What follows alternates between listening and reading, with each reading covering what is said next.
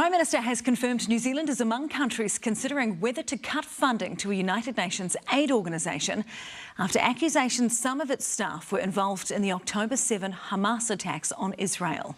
The agency is the major provider of food and support in Gaza. There are concerns if funding dries up, people will starve. Political reporter Amelia Wade has more.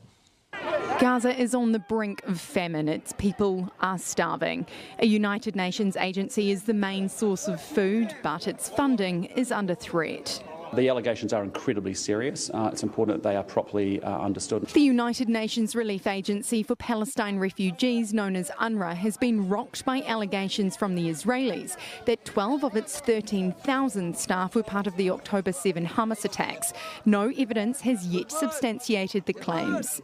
Well, you mean some rotten apples inside an organisation? That's quite possible. The UN has fired the workers and ordered an investigation, but at least 15 countries, including the United States, which is its biggest donor, and the EU, have frozen their funding. Aotearoa makes an annual contribution. The next payment is due in June. Now that's being reviewed ahead of a decision in March.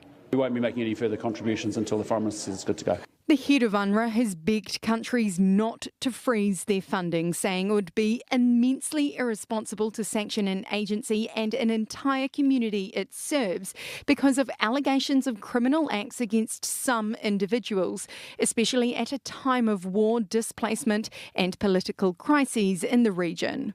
I really cannot rationalise how countries can cut funding to the major delivery agency to starving and sick Palestinians in Gaza. I appreciate that, but we're the government, and they're serious allegations. They need to be understood and investigated, and when the Foreign Minister says that he's done that and he's happy for us to contribute and continue to contribute, we'll do that.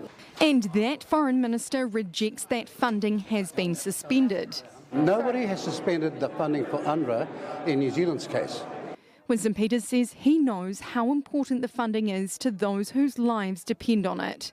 13,000 people in Gaza, and humanitarian need and desperation is important, and that's why I'm taking the time to find out. And while politicians take time, little mouths wait for the little food they can get. Amelia Wade, Newshub.